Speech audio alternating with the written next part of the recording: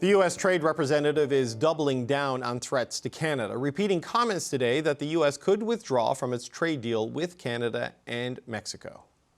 Our economic relationship with Canada is very, very different than our economic relationship with Mexico. The labor situation is different. The import-export profile is different. The rule of law is different. So it makes sense to talk about things separately with Canada and Mexico. This comes days after the leaders of the three countries met face-to-face for the first time ever, sitting down alone for about 45 minutes last Friday after an event in Washington for the FIFA World Cup draw. Ken Smith Ramos was Mexico's chief negotiator for the modernization of NAFTA and a partner now at Aegon, and he joins me now. Ken Smith Ramos, good to see you again, sir. Thanks for being here. Great to see you, David. It's a pleasure as always. Yeah, you were in Washington last week when the leaders met, the three of them together for the first time ever. I know you weren't in that actual meeting because nobody was other than them, but what's your impression of where things stand after that face-to-face? Well, it's interesting. I think it was a very timely meeting in the context of the FIFA World Cup draw that took place at the Kennedy Center in Washington, D.C.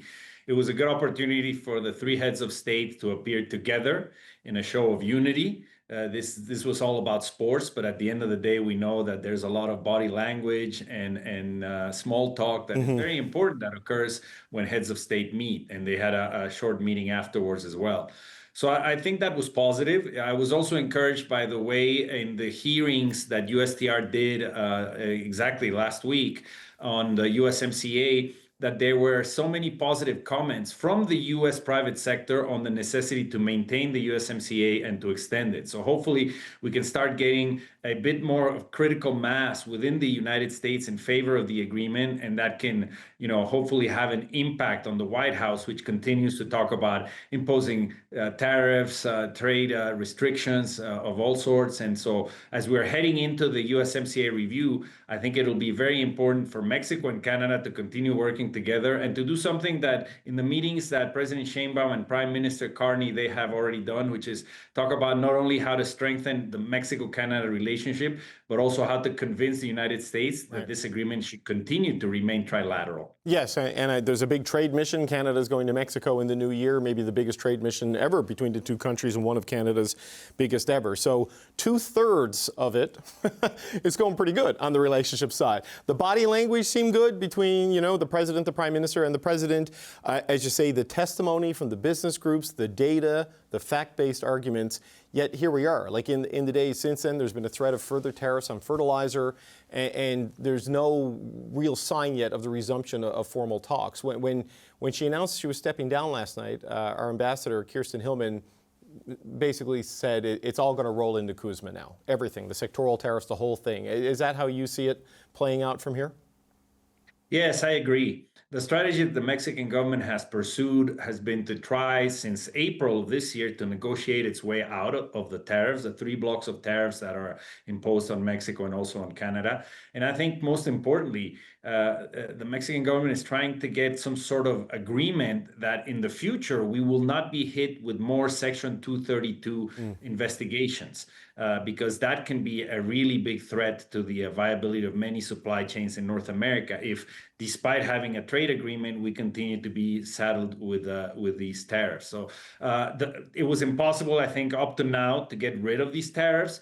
The processes are now overlapping. The discussions on the tariffs are now practically happening at the heels of the review that'll start first quarter of next year. So I do believe that a lot of the issues that have been discussed for the last 9 or 10 months will be rolled over into the USMCA review, and hopefully we will have a bit more transparency from all governments in terms of what is actually being discussed in the context of those negotiations. Because now with the review upcoming, supposedly there should be an agreement by July 1st of 2026, and we know that it will really depend on what issues are put on the table. Right. If the U.S. ask for a renegotiation, then the process could be much longer. Right. So where do you think they're going to go with that? I mean, look, I'm asking you to predict what the U.S. is going to do, and I know how unfair that is. But, Jamieson Greer, the U.S. Trade Representative, he was speaking this morning, and, he is floating all kinds of ideas of like preserving the agreement with appendices, relative to each country, maybe not redoing it and doing bilaterals, draws a very sharp distinction between the nature of the trading and economic relationship with the U.S. and Canada versus the U.S. and Mexico. Almost as if he sees it as not quite fitting together into the continental pact that exists there. So what do you draw from this about what maybe their intentions are between now and July 1? Well, we know that many of the issues that have been discussed over the last few months in the context of the tariffs have to do with this concern or obsession, let's call it, with the U.S. to try to contain exports from China into North America and investments by China into strategic sectors. So I wouldn't be surprised if in the context of the USMCA review, the U.S. focuses on maybe reopening even some chapters of the USMCA that have to do, for example, with automotive rules of origin, with a view towards containing Chinese products into the supply chain of the automotive sector in North America, or in investment, labor, cybersecurity, things that are very much targeted at the U.S.-China trade war. However, the complication that the U.S. administration has is if this turns into a renegotiation that involves changing substantive text or commitments in the agreement, then each country would be forced to go to its legislative powers and obtain approval for the agreement. So I think that puts the U.S. administration in a bind, because in the other agreements that it's been negotiating with the European Union, Japan, UK, it's tried to completely avoid the participation of Congress in those processes. That's not so easy to do in the USMCA. That's why they had to do this public consultation. They have to present a report to Congress in January of 2026.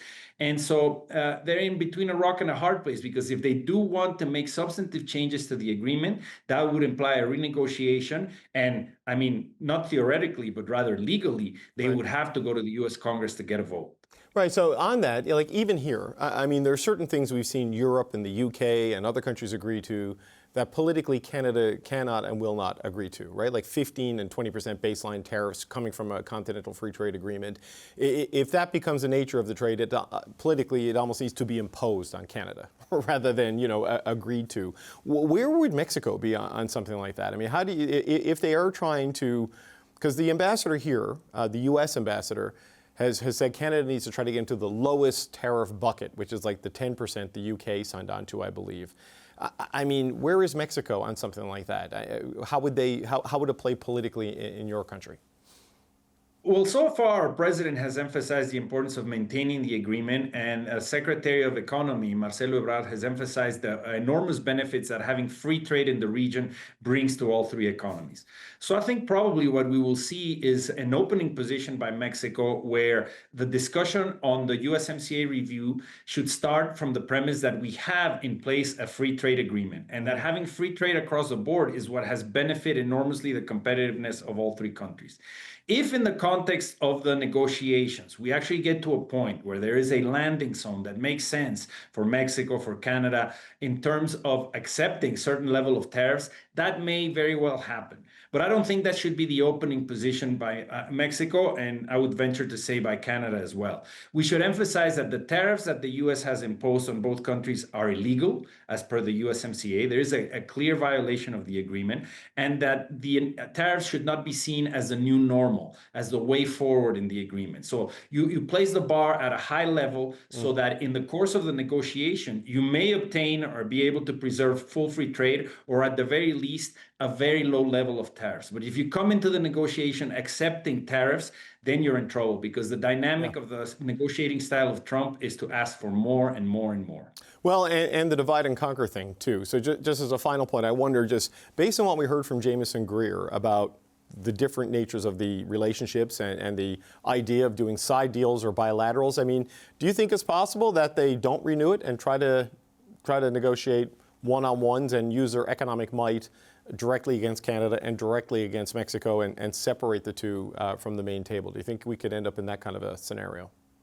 I mean, it is a possibility, but it would certainly be a suboptimal outcome also for the United States. You know, even in the comments that Ambassador Greer made, he said that there are certain areas of discussion between the three countries that make more sense in terms of having them trilaterally, whether you're talking about rules of origin or critical minerals. But I think there's an even stronger argument. The U.S. has been insisting on trying to align economic security and economic interest in North America. And the way to do it, which is, you know, code word for China, the way to do it is to take advantage of the already existing instrument that you have, which is the USMCA, which has constant communication and cooperation between technical officials and high-level officials at all stages of the economic relationship between the three countries. If we want to really start aligning interest in North America vis-a-vis other regions in the world, the best vehicle to do it is the trilateral mechanism that we have, which is called USMCA, and not dividing into several bilateral agreements. Right, but do you think the Americans see it that way? Because I'm not so sure, right? It makes sense to me, it makes sense to you, it makes sense to the business community, but do you think the administration sees it that way? It's interesting, and you made a good point. I think Americans as a whole get it. I mean, you saw the comments by the private sector, think tanks, et cetera, in the US, but there's still a disconnect with the White House. They are not getting the memo in the sense of understanding the great benefits that the agreement brings to the US economy. I think we're seeing more pressure rising in the US, the issue of affordability, inflation in certain foodstuffs and other key products. I think gradually, as we enter into the review, that can serve as leverage to Mexico and Canada to bring home the message to the US administration that this tariff policy across the board and hitting its number one and number two trading partners is actually hurting the US economy. Hopefully, we can get that message across, and hopefully we can have a successful review along the lines of maintaining a trilateral agreement. Ken Smith Ramos, we always appreciate your time. Thank you for being here today, sir. Real pleasure, David, as always.